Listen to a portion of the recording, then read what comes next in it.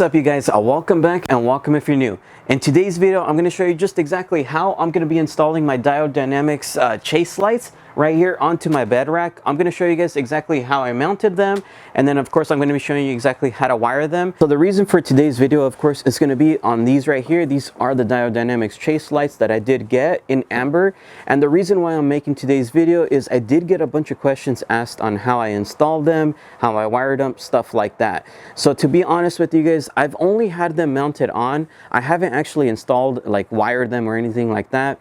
And the reason why is because I was actually looking for some connections and good wiring that I can use to make these things work. And the reason why is because, as you guys do know, I do have a rooftop tent on here, and sometimes I do remove it from my bed.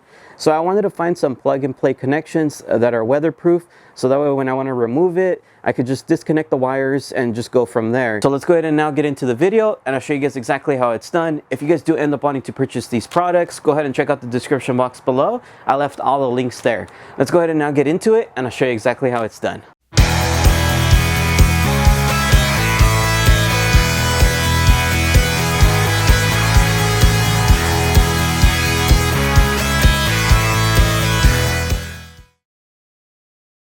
What we're going to be installing is the Diode Dynamics C2 Stage Series Pros.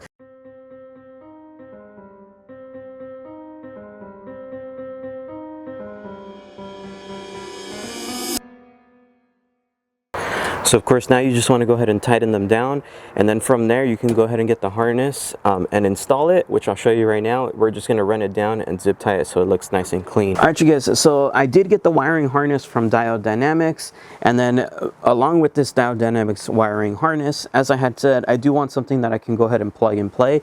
I know I can just connect it to the back of the Diode Dynamics light and disconnect it whenever I want, but I'm going to be zip tying this all the way to the back of the bed, onto the bars, and then at the back of the bed, kind of where the window is, that's where I kind of wanted the plug and play. So when I disconnect it, I can remove the whole bar without worrying about wires or anything like that.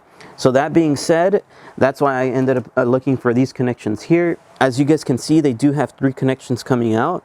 That's why it was a little bit harder for me to find them. I was having some trouble, but I finally found them. This is what I need to install. The reason why is because on the Diode Dynamics, they actually have like a bright mode and then the low mode. So I did want that function to work. So these are the connections. So of course I did purchase these on Amazon.com, and the cool thing about these is they're just weatherproof and plug and play basically. So whenever I want to disconnect, I could disconnect when I plug it in, just like that.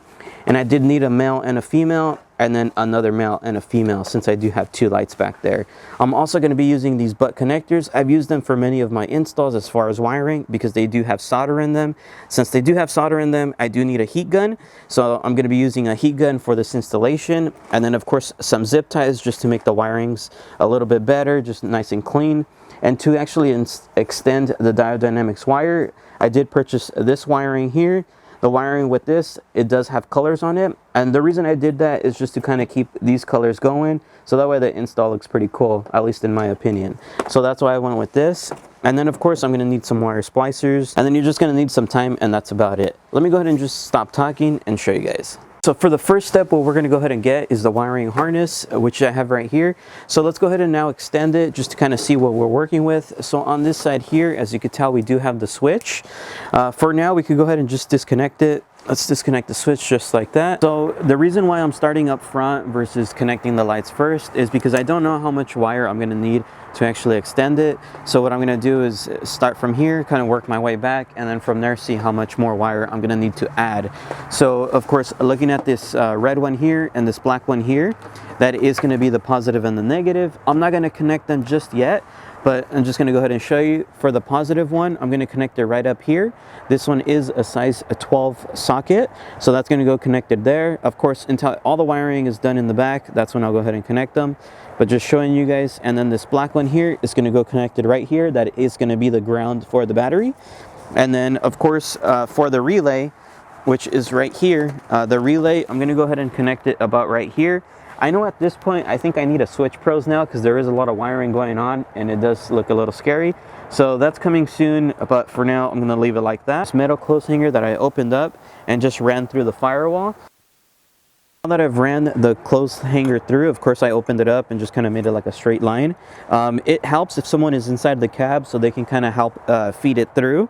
But now that I have it enough fed, now I'm going to go ahead and grab the wiring that goes connected to the switch. Switch isn't there, of course.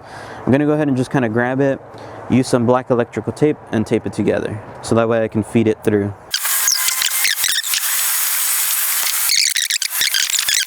Alright, so now that you ran the wire through into the firewall inside the cab, of course all you have left now is your connections for the battery and then the actual harness that's going to be connected to the lights. So the way we're going to do this, there's probably different ways of doing this and it's totally up to you guys. This is just the way I did it. So for these, I'm actually going to go ahead and pop this up. It literally just pops up by pulling up. You're going to notice right here, there kind of is a hole in this section and it goes kind of all along the way. I'm going to go ahead and feed these wires through, and all that's really doing is going inside the fender. That way it can go underneath the truck and then I'll run the wires through there.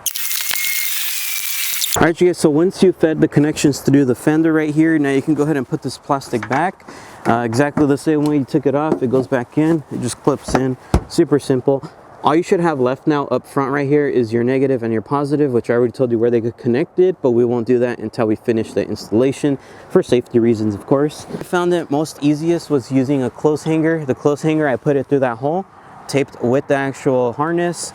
I am a little concerned here, I'm not gonna lie, so you guys can do this differently if you want. I'm just showing you how I did it. The only reason I'm concerned is because of course I do have bigger tires, I do go off-road a lot, and I do rub a lot right here. As you can tell, I mean, I've chopped my fender well a good amount and it still rubs, so that's kind of my only concern right here. But the wires, I'm going to try to tuck them as best as I can just so they're out of the way. But I just wanted to show you guys that concern just in case you guys happen to run into it. I still need to get a cab mount chop, so that might help out with that. But there that is. So I'm going to go ahead and just kind of run the wires now underneath towards the back and then zip ties, and we'll go from there. Once we get to that section there, I'm going to chop it and we're going to extend our wires. So let me do that now. Now we're going to go ahead and start with the extension of the wiring, of course. So I'm going to be using some of my heat shrink that I have over here that I did also purchase on Amazon. I'm going to go ahead and kind of slide it through. This is the wiring we're going to use to extend the wire. So I'm going to put that one in first, and I'm going to go ahead and start off with the black one. I'm going to go ahead and get one of my soldering connections that I have here. Let's go ahead and slide it right over. Once I have it slid over, let's go ahead and put the other one right through there. So once both the wires are touching, just like that, now we can go ahead and start soldering this together and basically heat shrinking it. So let's do that now. Once it cools down, I'm going to go ahead and get now the other heat shrink that I had there. Just place it right over and then I'll heat shrink that. Let that cool down. Now that you have a solid connection, now you just want to do exactly the same steps that I just did here to the rest of the wiring, and then we'll go from there. Now that I've soldered and sealed these connections, as you can tell, we're going to go ahead and do the same exact steps to this side. You can either leave it like this, but this is totally up to you. I'm going to be using some wire loom, something like this, to go ahead and kind of seal it so that way it looks nice and clean underneath the truck so you don't see color for colors underneath. I know there is different ways of doing this. I'm not a professional, so this is just the way I did it. So if you guys do have a better idea, go ahead and comment it down below because it'll probably help someone out that wants to do this install as well. This is just the way I'm doing it. So let me go ahead and now start with this, and then we'll go from there. So now that we finished kind of adding in the wire from underneath the truck, we brought it up. Now it's here. Of course, this is only one side. I still need to do the other connection and bring it up as well. And we're going to do the same exact steps. I got my female connection that I did purchase to kind of add on. I'm going to be putting the connection about right here. The reason why is so I can unplug it from here. That way, whenever I want to take off my rooftop tent, I can remove it and the plugs will be here. And then when I put back my rooftop tent, I can go ahead and connect it from here as well. So that's why I'm adding these on.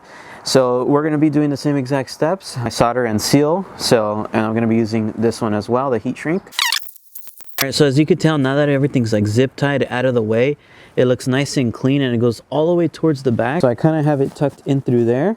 I just stuck my hand in when I was putting it, and then it fed all the way around over here. So right here in the creasing, you guys will see it of course in person, but there's like a little open slot right here. So when I brought in the wires, I just kind of fed the wire loom through there. So now we're going to go ahead and of course continue with the extension of the wires. So this connection here is going to be the connection, of course, for the back over there. And then this other connection is going to be the connection that connects to the actual pod. So basically this one connects here. This one's connecting back there. All we're going to be doing is adding some extra wires so it reaches from here to here. Once I show you guys that on camera, then off camera, I'll go ahead and finish up the opposite side. That way I have both connections working, and then I'll show you guys how it looks, of course. All right, so of course, right here, I have the same wires that I use kind of underneath the truck to extend it. I did buy about 4 of these boxes. That's kind of what I assumed that I would need for this installation. So I would recommend probably doing that. Or you could probably go the cheaper route and go with some that are just not colored. But yeah, so here I have my 3 connections, the red, black, and blue. That way it matches with these other connectors. I have the same solder and seals right here. And then of course I do have some more of these heat shrinks. So let's go ahead and now keep going. Now that I've extended the wire, as you can tell, all my connections are good. As you can tell, that's why I like using these heat shrinks, because it makes it look nice and clean. Now, if you guys do have some wire loom like this, go ahead and put it in the wire loom, and then we're gonna go ahead and now basically connect it to the lights and then to the actual harness connection. And we'll zip tie everything, make it look nice and clean. I'll go ahead and finish up the opposite side. And then once we do that, all we have left is the terminal connections that are gonna go connected to the battery, which I'll show you guys how to do that as well. And then we'll go ahead and connect the actual button switch. Once we do that, we'll show you guys how they look at night. Let's do it. Now that I have my wire loom all over the wire, as you can tell, now it looks nice and clean. I got my weatherproof connections here. This one goes connected to the pod, and this one goes connected to the connection that I have back here, connected to the wiring harness. So that connection is here, and it literally just pops right in. Just make sure to click it all the way so you know it's sealed properly. So you're gonna notice, of course, the pods are nice and weather tight. Just go ahead and click it right in. And now that I have it nice and connected, now I'm just gonna go ahead and kind of run my wire along the bars like this somehow. And I'm gonna go ahead and zip tie stuff down so it looks nice and clean. Now that we finished up the back, now we're gonna go ahead and connect it to the battery. We'll put the switch on, test it out, and show you guys. So I'm gonna be grounding off the wire first. As you can tell, it is right here. I'm gonna be connecting it right here. This is a 10mm socket to go ahead and remove that little bolt if you're gonna put it there as well. Go ahead and now put the positive to the positive of the battery. I'm going to be connecting it up here. That's going to be a size 12 socket. To go ahead and open that up. So now that that's done, let's go ahead and put the switch. So as you can tell, I just have the switches here. That's why in the beginning of the video, I was telling you guys that I do need to get a Switch Pros, because this is pretty ghetto, I'm not going to lie. And now with adding one more, which this one is going to be for, of course, the back, the one we're wiring today. It's going to look very tacky, but hey, for now it's going to work. So I'm just going to go ahead and drop this right down there. Once I feed it through, it's going to come out about right here. And then here is the connection, which came from the firewall, from the engine bay, the one that we kind of tugged in earlier in the video. And then we'll go ahead and connect it and test it out. So now I have the switch right here. This one is the one that's going to be controlling the back. Like I said, that's very ugly. I wouldn't recommend doing this. I would probably get some Cali Ray switches, mount them here, or even do like I did here, kind of drill out a hole and put the switch there. That's temporary for now, but here it is. I've now connected the switch.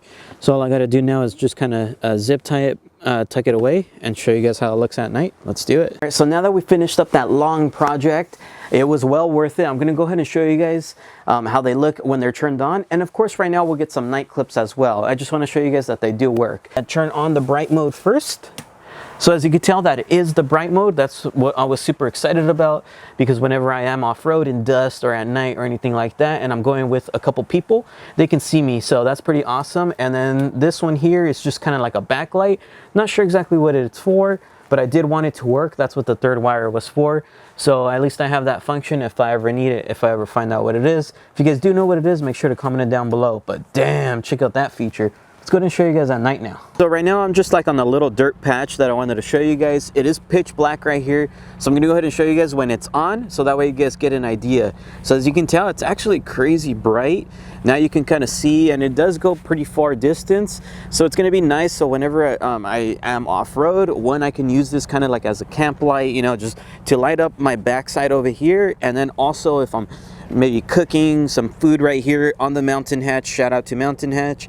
If I'm cooking there, I can kind of see really good. And also, if ever, like if I need some chase lights, you know, when I'm going off-road and it's crazy dusty or just super dark at night and I have some friends following me behind me, now they can see me, and it's in person, it kind of hurts to see it like just straight at it. I'm gonna try to capture it on camera, but I don't think I'm gonna be able to do it. But damn, check those out. They're actually really nice, and I like how it's set up in that position. It looks really good.